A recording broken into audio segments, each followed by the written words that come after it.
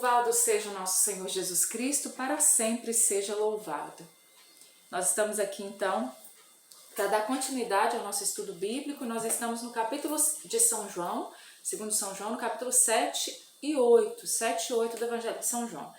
Então, vamos pedir que o Senhor nos dê fidelidade, né? Que nós tenhamos constância, que nós não desanimemos nesse caminho, de beber da fonte da Sagrada Escritura, de ler a Bíblia todos os dias. Rezemos juntos pelo sinal da Santa Cruz. Livrai-nos Deus nosso Senhor dos nossos inimigos, em nome do Pai, do Filho e do Espírito Santo. Amém. Vinde, Espírito Santo, enchei os corações dos vossos fiéis e acendei neles o fogo do vosso amor. Enviai-nos, ó Pai, o vosso Espírito, e tudo será criado, e renovareis a face da terra. Oremos. Ó Deus, que instruíste os corações dos vossos fiéis com a luz do Espírito Santo, fazei que apreciemos retamente todas as coisas segundo o mesmo Espírito e gozemos sempre de sua consolação por Cristo Senhor nosso. Amém. Tomando aí, como eu disse, são capítulos grandes, né? Como eu havia dito ontem, são capítulos extensos. A gente vai pegar 2 capítulos hoje, o 7 e o 8, mas eu te convido, nós não vamos ler no vídeo, né? Porque o vídeo fica muito extenso, mas você na sua casa, você vai ler o capítulo inteiro, você vai meditar nessa palavra, você vai rezar com essa palavra, vai deixar Deus falar no seu coração, vai fazer as suas anotações no caderno, né? Você já pode pegar aí o seu caderno para fazer as anotações, pegar a sua Bíblia e vamos então mergulhar na palavra de Deus, né? Dentro desse capítulo 7, a gente vê que Jesus está dentro do contexto da festa dos tabernáculos, né? E dentro da festa dos tabernáculos, então, eu vou tomar com você aqui o versículo 37. Você vai ler, como eu disse, tudo, mas vamos aqui meditar um pouco nesse versículo 37, que fala muito ao meu coração. São versículos maravilhosos, né? O capítulo inteiro, o evangelho inteiro é maravilhoso. Mas olha aqui, o que diz no versículo 37, a partir do versículo 37 do capítulo 7 de São João. No último dia, que é o principal dia da festa, estava Jesus de pé e clamava: se alguém tiver sede, venha a mim e beba. Quem crê em mim, como diz a Escritura, do seu interior manarão rios de água viva. Dizia isso referindo-se ao Espírito que haviam de receber os que crescem nele, pois ainda não fora dado o Espírito, visto que Jesus ainda não tinha sido glorificado. Pegando esse trechinho bíblico, gente, aqui no rodapé da Ave Maria, vem explicar um pouco, né? O que estava acontecendo ali na festa dos tabernáculos. Eu vou ler aqui para a gente poder entender o contexto, olha só. Então, estava dentro da festa dos tabernáculos. O povo orava com insistência, invocando a chuva, enquanto os sacerdotes recolhiam água da fonte de Siloé e a transportavam para o templo, recitando o Halel. Salmo 112 e Salmo 117. Vale a pena a gente tomar esses salmos para ver os salmos que estavam sendo recitados ali dentro daquele rito, né, que eles faziam. Oficiava-se o ritual da libação da água sobre o altar dos sacrifícios. Então, eles pegavam a água lá na fonte de Siloé, tudo dentro de um rito litúrgico, né? Eles então pegavam essa água, eles derramavam sobre o altar dos sacrifícios em recordação do milagre da água salvadora que brotou nos tempos da caminhada do deserto. Você se lembra? Que aquela água que brotou da rocha. Então eles recordavam daquela água que brotou da rocha lá no deserto, que está lá em Êxodo 17, de 1 a 7, e proclamava-se então a leitura dos profetas que anunciavam com o símbolo fecundo da água a renovação espiritual do povo. Então eles estavam dentro desse contexto, né? Eles estavam ali clamando as chuvas, eles estavam ali se recordando que Deus deu de beber no deserto, eles estavam ali recordando lá nos profetas, lá no Antigo Testamento, aquela água, aquele sentido fecundo do Antigo Testamento da água que simbolizava ali a renovação espiritual do povo. Olha só, e começamos a fazer o estudo bíblico, começou a chover, né? Que seja uma confirmação dessa graça de Deus, né? Então, dentro dessa realidade, onde eles iam dizendo, tiraram com alegria a água da fonte da salvação. Tiraram com alegria a água da fonte da salvação e Jesus, o Salvador do mundo, o Senhor se levanta, Ele que nos traz a verdadeira salvação, Ele vem dizer, quem tiver sede venha a mim e beba. E do seu interior, como diz as Escrituras, manarão rios de água viva, né? Que essa chuva seja a chuva do Espírito Santo sobre nós, né? E dentro desse contexto, então, Jesus nos chama a nos aproximarmos dele, para bebermos da água viva que ele tem para nos oferecer. E ele diz que aquele que crê nele, do seu interior manarão rios de água viva. E eu sinto no meu coração o Senhor confirmando também a nossa missão, a nossa vocação. Nós somos chamados a levar a água viva também, que o Senhor nos sacia. Essa água que o Senhor nos dá. Essa água viva que Jesus tem para nos dar é a água viva também que vem confirmar a nossa missão. Ele nos preenche, ele sacia a nossa sede e ele nos envia ao mundo, para que assim como essa chuva torrencial que cai neste momento, eu vou sair aqui porque aqui faz muito barulho, mas assim como essa chuva que cai neste momento, nós pedimos também a Deus a graça de que o mundo experimente dessa água viva, né? Que o mundo experimente. Eu saí porque o meu telhado aqui, gente, faz muito barulho, mas eu acredito de todo o meu coração que isso é também a graça de Deus sobre nós. Nada é coincidência, né? Num texto falando que o povo pedia a chuva, começa a cair a chuva, né? Então, bendito seja Deus, ó. Então, olha só.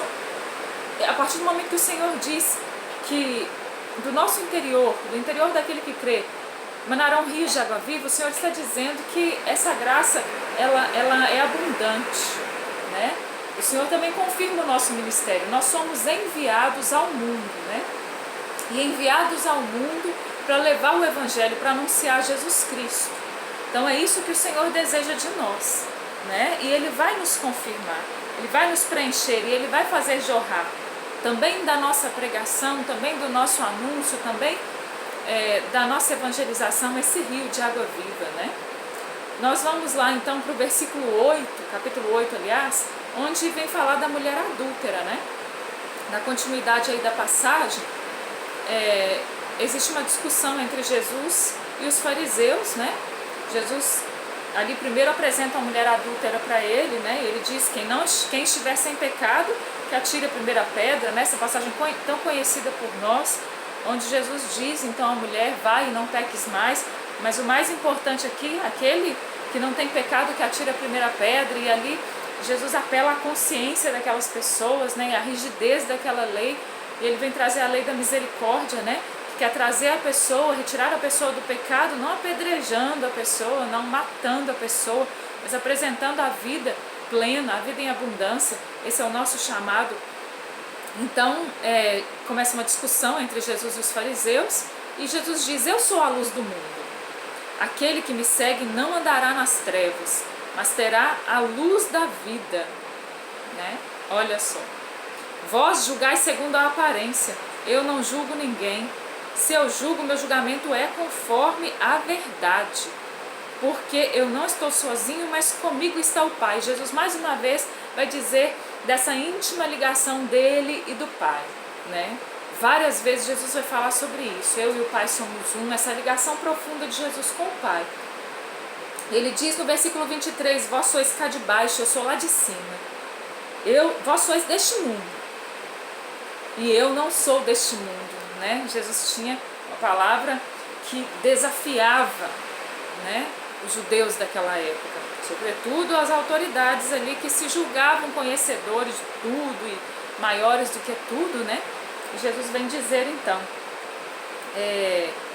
por isso eu vos disse, morrereis no vosso pecado, porque se não crerdes o que eu sou, morrereis no vosso pecado. Nossa, dizendo isso para as autoridades religiosas da época, gente, o povo morria de raiva, né? Se não credes que eu sou, morrereis no vosso pecado. Ai, quem é você? Né? Eles ficavam. E tendo proferido essas palavras, versículo 30, muitos creram nele. E Jesus dizia aos judeus que nele creram: se permanecerdes na minha palavra, sereis meus verdadeiros discípulos. Conhecereis a verdade e a verdade vos livrará. Não adianta viver no erro, viver naquilo que eu acho, mas na verdade, né? A verdade liberta. Em verdade vos digo, versículo 34, todo homem que se entrega ao pecado é seu escravo.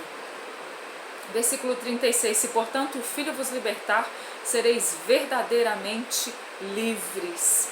Ele vem falar que é Ele que vem trazer a libertação. É Jesus que vem nos libertar. No versículo 44, então, dentro dessa discussão com os judeus, né? Pensemos aqui, entendamos que não é uma discussão onde Jesus perde o controle, começa a falar palavras descontroladas, não. Jesus tinha controle, sabia o que ele estava dizendo. E olha a palavra forte que ele disse para aqueles homens, lá no versículo 44.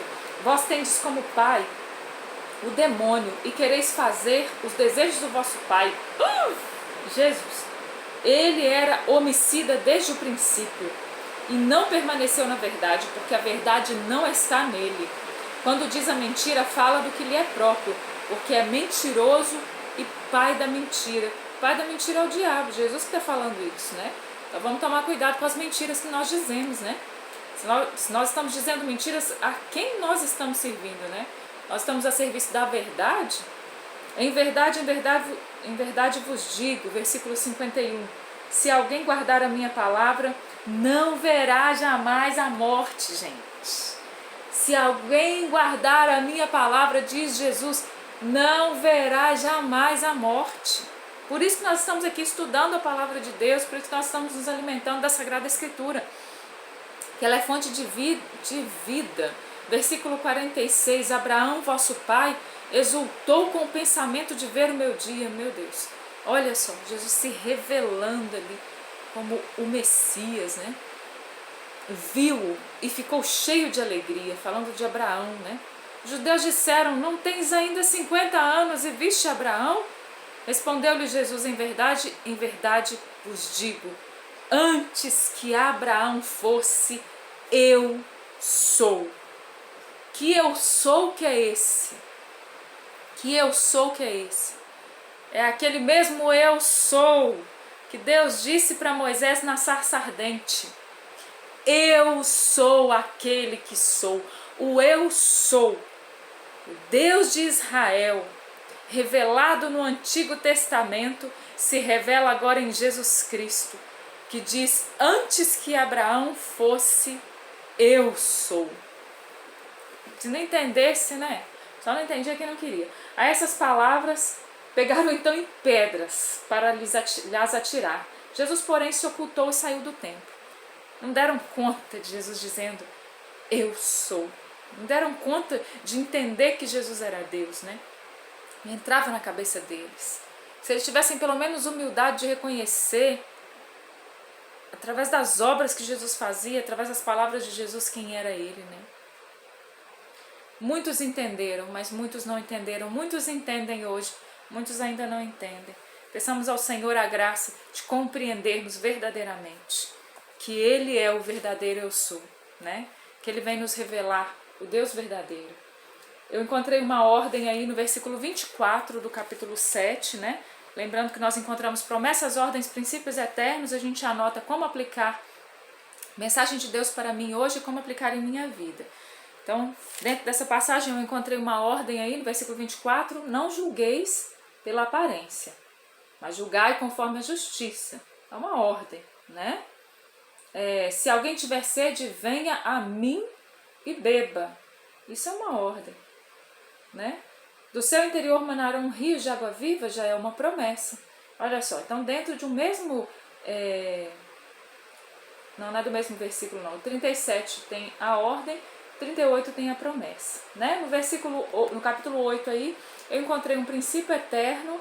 No versículo 12, também encontrei uma promessa dentro desse versículo 12 do capítulo 8 de São João. Aí do versículo 30 ao versículo 36 está recheado, tem tudo. Só do 30 ao 36 tem promessa, no versículo 32 e no versículo 36, tem ordem no versículo 31, tem princípio eterno no versículo 34, recheado aí de promessa, ordem e princípio eterno. Lá no 44 também eu encontrei um princípio eterno. Lá no 51 também eu encontrei uma promessa, João 8:51. Você vai fazer a sua anotação agora, né? Você vai rezar com a palavra de Deus, meditar, anotar promessas, ordens e princípios eternos. Mensagem de Deus para mim hoje, como aplicar em minha vida. Ave Maria, cheia de graça, o Senhor é convosco.